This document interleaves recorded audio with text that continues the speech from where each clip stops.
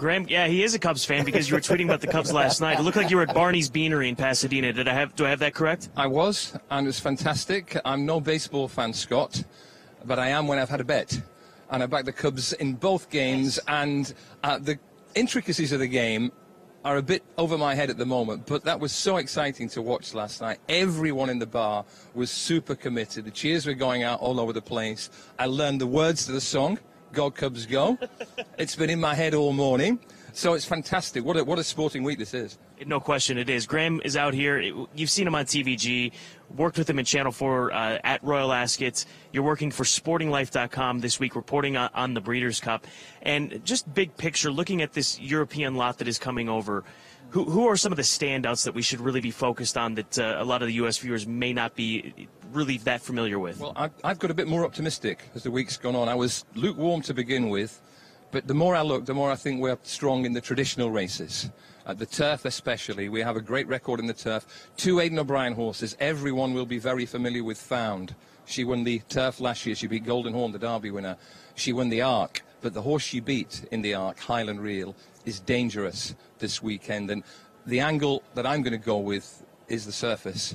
Found has generally raced with an ease in the ground, and she's terrific under those conditions. This is a slightly new challenge. Highland Reel adores fast ground. He's a natural front runner. There's a length and 3/4 between those horses on the Arc form. I think it will be much closer. It would not surprise me in the slightest if Highland Reel went out on the front end and was very hard to catch. He has a time form rating of 129. That stacks up very well. He's a superb traveller. He's been to America and won. He's been to Australia and run well. He's been to Dubai. He's been to Hong Kong where he beat Flincher. Flincher, an ex-Euro, and Flincher is the one to beat. I really believe that. I think he's terrific now he's over here in the States. But I think Flincher and Highland Reel are the two to focus on in the turf, just ahead of Found. Just what do you think about Mondy Elise surfacing in this mile and a half, given the fact that they start down the hill, get a little bit of that breather? We saw that workout for Little Mike some years back here at Santa Anita. Is this the right race for him? I'm not sure it is. I think it's simple with Mondy Elise. He needs to be a better horse first time over 1.5 miles than he was over 1 mile and 1.25 miles. And to me, that seems unlikely. I think largely he's in there because the Arlington Million was winning you in. So it helped them along the way, and he's a good quality horse, Mondy Elise. David O'Mara, his trainer, has had 4 runners in North America. They've all been Mondy Elise, and he's picked up over £1 million sterling. So he has been a tremendous buy. He was the most expensive horse David ever bought, €190,000, I think. He's by Galileo, which gives you encouragement for the 1.5 miles. But his best form is a notch below Found, Highland Reel, Flincher. So I wish him well, but I could not have him better than about 4th or 5th in that race. Lamato has been a horse that I've heard talked about quite often, and primarily from Simon Bray. He's been all over Lamato in the weeks leading up to him running in this mile, taking on the likes of Tepin, taking on Photocall, just a tremendously deep field. Is he that good? I think he is. This year in Britain, horses who've really flashed brilliance have been fairly rare. He is one. He can do something in 150 yards that very few horses can do. Having settled and travelled, he can go zip. And he's got a sharp turn of foot that if it's delivered at the right moment, it's hard to withstand. I think in a way he's almost Britain's California Chrome. He's sort of blue-collar background. Don't get me wrong, his owner, Paul Jacobs, he's not living with the gas turned down. But he's not Sheikh Mohammed, and he's not Coolmore. They're here and they're confident. Henry Candy is going to be a big story if this horse wins. He's tall. He's as old as those hills over there. He still looks exactly the same as he did many years ago. He's very quietly spoken, very witty. He is sort of performing the Nick Luck role as the best English gentleman around now. Nick's now in 2nd place, but he's got a horse who, a bit like Chrome, has come from somewhat humble beginnings. His first significant win was at a place called Redcar in the northeast of England. No Breeders' Cup winners have ever emerged from Redcar before. But he has thrived on racing, and what he wants is a blazing gallop, fast ground, and the gap to come at the right time. I honestly think he is a major danger to Tepin, and I think he's potentially one of the stories of this weekend. Yeah, we here in the States, it feels, I mean, we've cooled on Tepin a bit. We don't know how is she going to perform. Is she the same horse as last year? What are punters thinking of Tepin, even though they witnessed her come over and win one of the most significant races as far as international influence in Royal Ascot history? British people will be dialed into what Tepin can do now, but people will be surprised to hear this. I think Le Marteau's just about favourite in Britain, and I think it's going to be one of those discrepancy races where you will have a British market or a European market with Le Marteau right up there at the top and possibly favourite, whereas here there's an unfamiliarity factor for American punters about Le Marteau. They might just let him go off on the boards a somewhat bigger price than he ought to be, and that's my hope, because I was all over Le Marteau, like Simon a few weeks ago. I was desperate to take the 7-1, but there was this ongoing debate about whether he might go in the turf sprint. So I sat on my hands, paid the penalty. I now have to make the decision of whether to back him at a much shorter price or keep an eye on the top board here and hope that he's going to go 4-1, 9-2. It'll be interesting to see how Tepin has played here in the pari-mutuel pools, and I know that there's even been in recent, I believe it was the Racing Post, Mark Cassidy saying that he hopes to get Tepin back to Royal Ascot, so hopefully that can happen after a potential trip to Dubai to run in the Dubai turf. One of the better storylines, and often, I mean, this is a family that gets discussed so often over on your side of the world, and especially this time of the year when Aiden shows up. But Joseph and his brother Donica and their mother Anne-Marie with this horse intricately, they've already beaten Aiden in a Group 1. I mean, and you've got the stat of the week when it comes to this horse. Well, Aiden's got a lot of impressive records.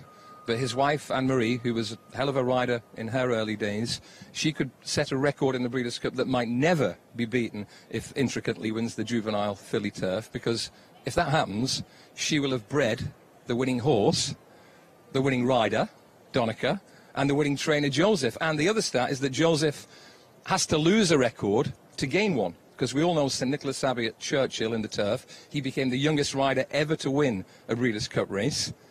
If Intricately wins, he loses the jockey record, and he gains, I think, the youngest trainer record, because I think he's only 23. I don't think any trainer has ever saddled a Breeders' Cup winner at a lower age than that. So there's all sorts of family connections. Just had a really good chat with Aidan O'Brien. He's always so kind with his time, and said, when I first came here in 2003, you walked out of the barn, the quarantine barn, with your horses and 4 very small children in tow. I said, you're now saving on work rider fees. They're all out on the track on superstar horses. So it is an amazing family story, the O'Brien clan. I am not happy about the chat I had. I filmed it for sportinglife.com. I haven't sent it yet. And someone came up and said, love your Aidan O'Brien interview. I said, how do you know? He said, someone was behind you filming it and they've tweeted it out. So someone's pirated my video and I haven't been paid a penny. I don't even know what to say. It wasn't me. We'll check with the folks, iPads, iPhones. There's too many of them around here to find it, but we look forward to seeing that segment on sportinglife.com.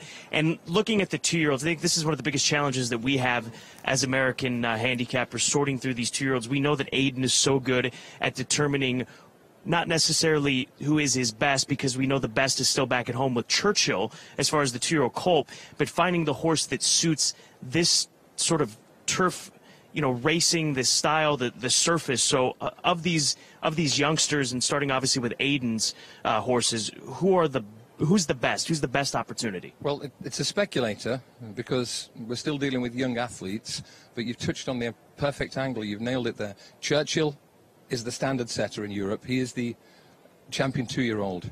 A horse who finished second to him in the Duer Stakes, Europe's most important 2-year-old race, was called Lancaster Bomber. Same stable, by Warfront. He had fast ground for the first time. He was 66-1. It looked a great run. Have a look at it now. In the last 2 weeks, horse who was 4th, Godolphin horse Thunder Snow, has won a Group 1 easily in France. The horse who was 5th, Rivet, won the Group 1 Racing Post Trophy at Doncaster. So all of a sudden, that piece of form is beginning to look for real. He was 66-1. The reason he improved was because of the fast ground, I'm sure of it. And this is another angle to watch with the Coolmore operation this weekend. Everyone will gravitate towards Ryan Moormounts, understandably. #1 jockey in the world on the rankings at the moment. Seamus Heffernan is a vital cog in the Ballydoyle operation. He is a trusted lieutenant who comes in on certain days. His career has been built on winning on second strings. He's got 5 significant rides this weekend. One is Highland Reel, one is Lancaster Bomber. He could walk through this racecourse all weekend and hardly a soul would tap him on the shoulder and say, "Can we have a picture, Seamus?" That might be different as of Saturday night. Seamus Heffernan has some strong rides. Some great insights because, like you said, we look at Ryan as getting first option of these Coolmore horses. Do we have more? Have we covered everything? I feel like we could sit here for another 30 minutes. I want your thoughts on the Classic. I've spoken to Rishi Prasad, our dear friend and colleague. I've gotten him on the Arrogate bandwagon in the Breeders' Cup Classic. It seems like a coin flick. California Chrome, Arrogate, some for Frosted if the setup is right. What do you think is going to happen in the big race? I wish Found was running. She isn't. I wouldn't have fancied her. I think it's a spectacular race. And I liken it to, it's like a hugely exciting young heavyweight going in against a grizzled champion who has done it so many times. And we will only know the outcome when the young pretender gets one on the chin. And I think California Chrome and Melatonin and those really fast, hard, experienced California horses, when they start swinging blows early on, it's whether Arrogate can respond. I'm a Chrome fan. The price is tight, but the story is intoxicating. I had a good chat with his work rider the other day, Dahiji Gladney. He is some character. So you're here all week. You start to root for certain horses for certain reasons. But my précis of the Classic is one horse at the top of the market has done it at the very top level 6, 7, 8 times. One has done it once, and that swings me in favor of the favorite California Chrome. I know that maybe this has to do with the fact that we're on top of it. We're here. We're in the midst of these 2016 World Championships at the Breeders' Cup, but every one of these races does not lack a storyline. I mean, there's somebody to look forward to in each and every one of these Group 1 races. It's so easy to be a prisoner of the moment and say, well, this is one of the best ever. Right. This is one of the best Breeders' Cups I've ever experienced, because the list of major stars who aren't here is a very short one. Nyquist has missed it, Lord Nelson. But from the point of view of the real A-listers, especially in the turf races and in the Classic, all the horses you would want to be here are here, and everyone you speak to, all the connections, are completely convinced that they've got a horse who is ready to peak. So this is a spellbinding weekend. I've seldom been more excited about a Breeders' Cup. I came here thinking it was going to be tough for Europe, and I still think it might be. And the reason for that is the depth in the American team this year is incredibly strong. This is the longest interview I've ever done on TVG, and I'm glad it was with you, Graham Cunningham. I just hope that there isn't someone behind me filming it who'll tweet it out. This guy's cool. This guy's cool. I think we're good. I've been mugged today. That was live, so nobody's stealing it. Graham Cunningham, one of the best guys, and hopefully you took some notes on the European form and some horses that maybe are not getting as highly discussed as the big names that we know, such as Found.